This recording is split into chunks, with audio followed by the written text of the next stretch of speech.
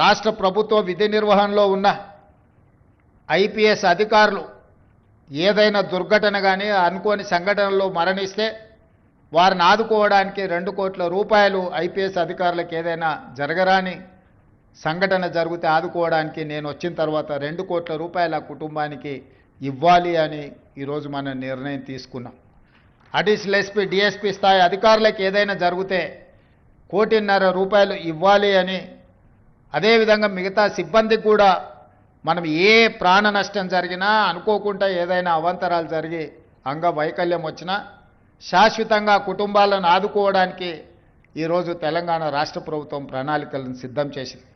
ఏ సంఘటన జరగకూడదు, అందరూ బాగుండాలనే ఆలోచన, అనుకోకుండా ఏదైనా జరిగినప్పుడు ఆ కుటుంబాలను ఆదుకోవాలి, మానవత్వంతో మానవీయ కోణంలో మనం నిర్ణయాలు తీసుకోవాలని నేను వచ్చిన తర్వాత సమీక్ష చేసి నిర్ణయాలను తీసుకోవడం జరిగింది.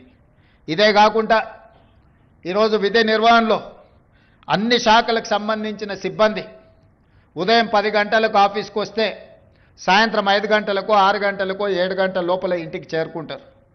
తమ కుటుంబ సభ్యులను, తల్లిదండ్రులను, భార్య బిడ్డలనే కాదు, తమ పిల్లలు ఎక్కడ చదువుకుంటున్నారో, ఎలాంటి చదువులు నేర్చుకుంటున్నారో, అవసరమైన పాఠశాలల్లో, కాలేజీల్లో వాళ్ళ చదువులకు తల్లిదండ్రులు సమయాన్ని కేటాయించి వాళ్ళ పిల్లలను చదివించుకోవడానికి అవకాశం ఉంది. కానీ పోలీస్ శాఖ, పోలీస్ సిబ్బంది తమ కుటుంబ యోగక్షేమాల మీద, తమ పిల్లల చదువుల మీద దృష్టి పెట్టలేనంత సమయాన్ని ప్రజాసేవలోనే కేటాయిస్తున్నారు.